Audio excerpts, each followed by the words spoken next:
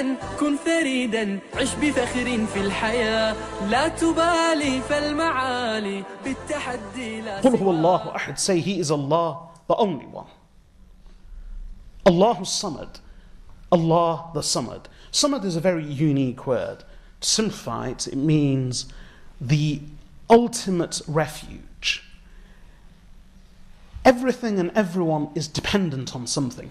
This verse actually addresses various concepts of God, which say that God has a symbiotic relationship with His creation, or with creation. Creation depends on God, and God depends on the creation. Creation depends on the Creator, and the Creator depends on the creation. And there have been various cultures and religions of the past which actually had this belief that God is necessary because there has to be a God for the universe and there has to be a universe for God.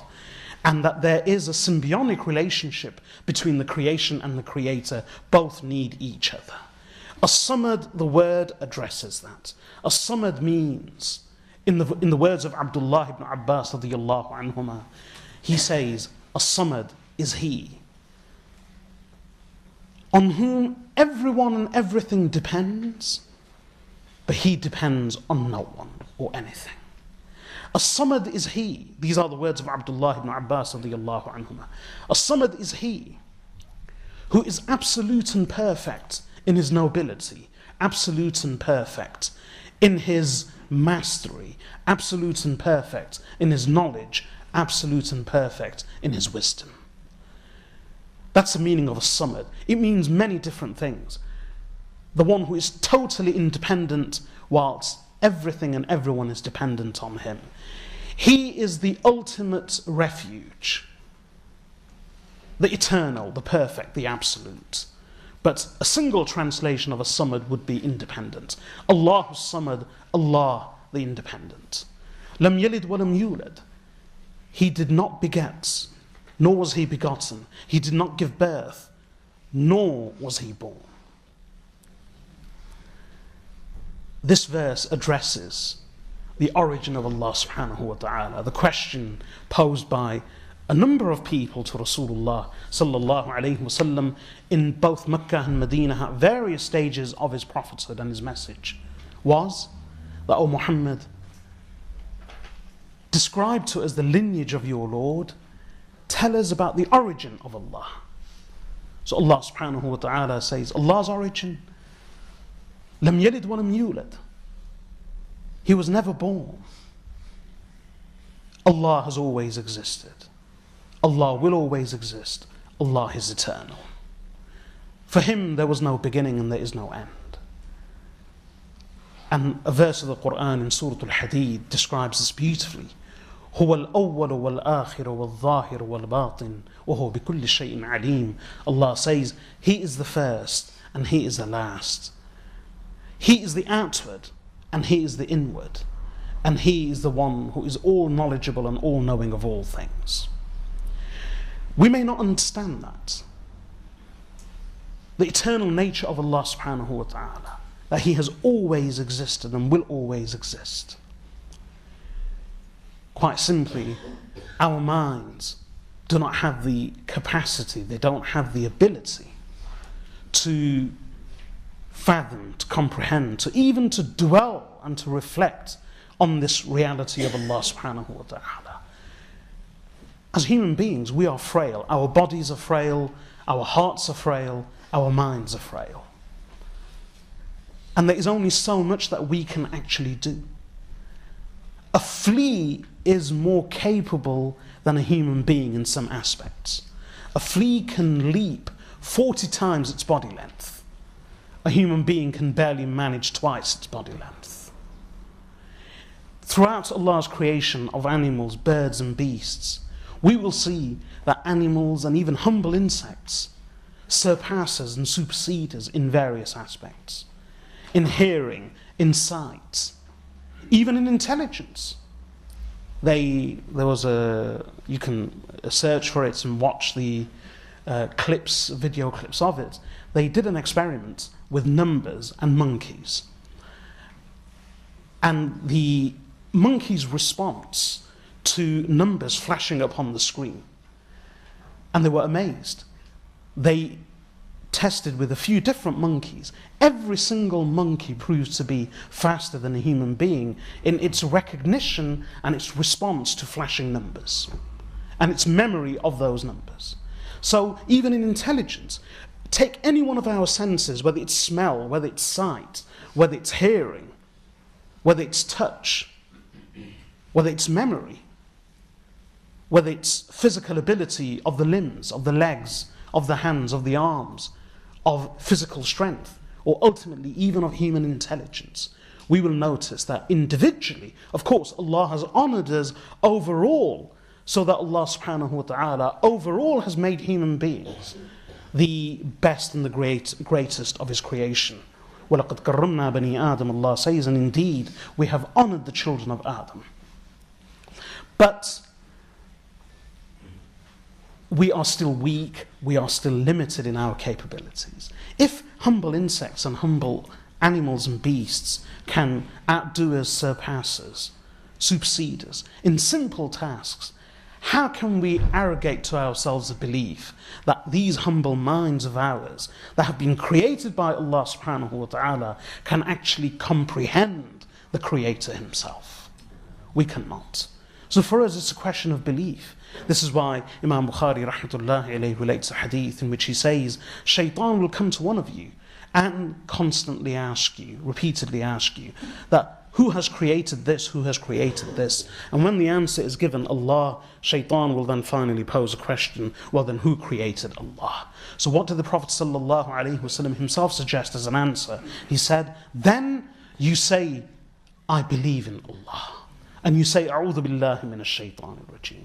You seek protection from the accursed devil, and you affirm and ratify your faith in Allah. Because there will always come a limit when intelligence ceases and faith begins.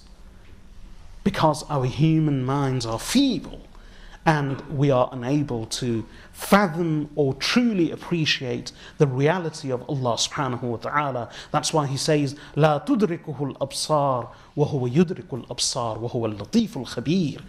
Sights cannot encompass Him, and He encompasses all sights, and He is the subtle, the all-knowing. So when Allah says He is the first and He is the last, and He is the inward and He is the outward, and He is all-knowing of all things, we affirm our faith in Allah Azza wa Jal. Allah is eternal. He was never born. And another thing, lam yalid. He was never born is the second part of the verse, lam yulad. He never gave birth. This refers to the belief that Allah has children, daughters or sons. And both have been ascribed to Allah. As Allah says in a verse of the Quran, وَجَعَلُوا لِلَّهِ شُرَكَاءَ الْجِنَّ وَخَلَقَهُمْ وَخَرَقُوا لَهُ بَنِينَ وَبَنَاتٍ بِغَيْرِ عِلْمٍ. Allah says, and they have made the jinns partners of Allah, even though وَخَلَقَهُمْ, Allah has created them. Allah created the jinns, but they make jinns partners to Allah. And then Allah says, وَخَرَقُوا لَهُ بَنِينَ وَبَنَاتٍ بِغَيْرِ عِلْمٍ. وَخَرَقُوا, and they have fabricated for Allah sons and daughters without knowledge. And daughters, the goddesses of Arabia, and others, even the angels. Allah says, وَجَعَلُوا الْمَلَائِكَةَ الَّذِينَ هُمْ عِبَادُ الرَّحْمَنِ إِنَاثًا. And they have made, this question, are angels males or females? The common perception in various cultures and religions is that angels are females. But Allah says, and they have made those angels who are the servants of Rahman, the most gracious, they have made them females. أَشَهِدُوا خَلْقَهُمْ, what? Were they a witness unto the creation of the angels? So, and then having made these angels feminine, they were ascribed as daughters to Allah, just as various goddesses like Lat, Uzza and Manat were ascribed as daughters to Allah.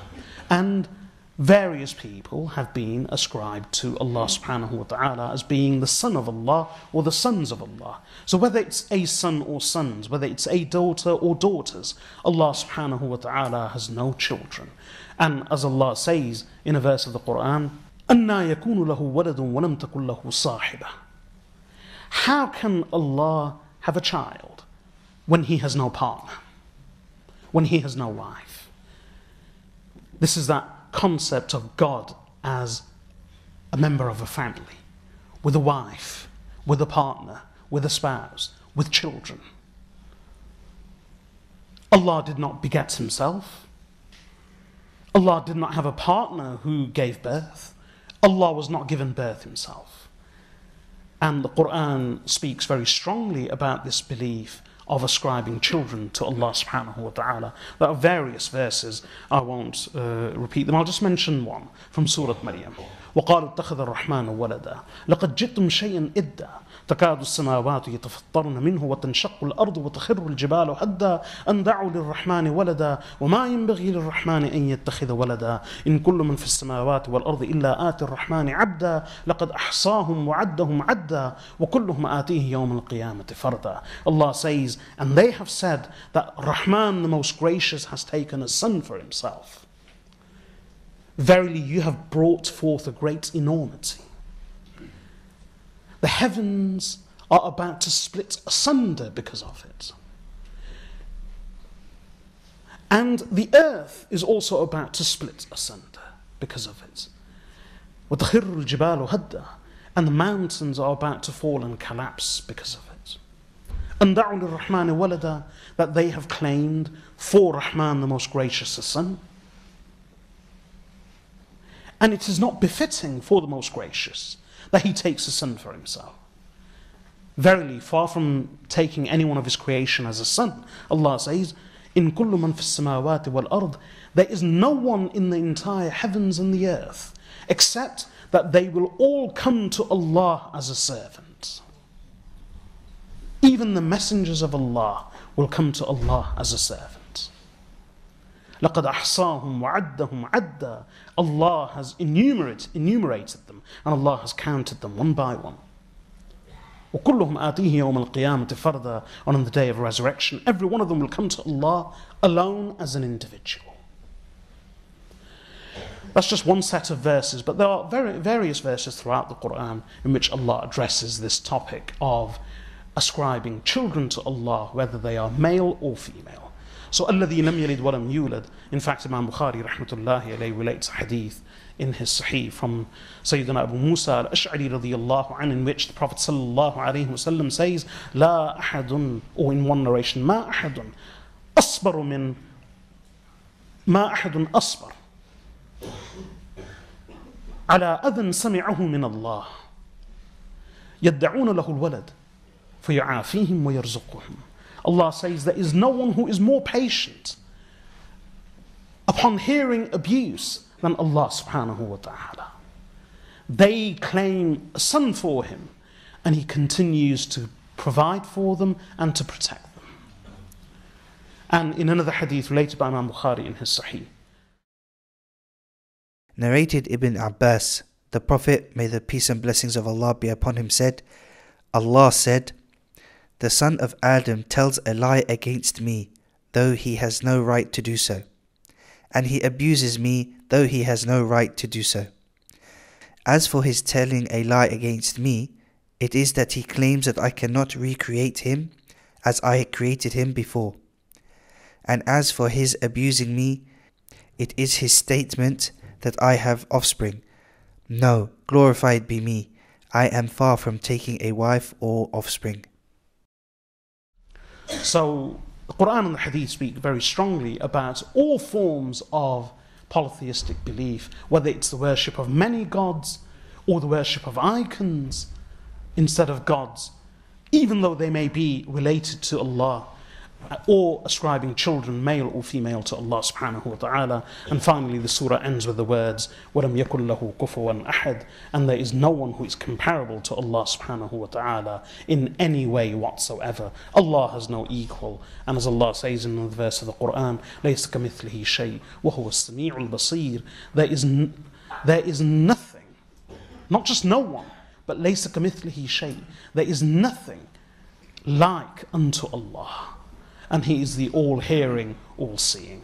There is so much that can be said about Surah Qul Huwallahu Ahad, but this is a simple translation and summary meaning of these verses. I pray that Allah subhanahu wa ta'ala enable us to understand the words of Allah and to act upon these words of Tawheed. May Allah make our prayers, our worship, and our religion and our being exclusive for Allah subhanahu wa ta'ala. Wa sallallahu wa sallam ala abdihi wa rasulih nabiyyina Muhammad wa ala alihi wa sahbihi ajma'in. Subhanakallahumma wa bihamdik, nashhadu an la ilaha illa ant, nastaghfiruka wa natubu ilayk. كن سعيدا كن فريدا عش بفخر في الحياة لا تبالي فالمعالي بالتحدي لا سواه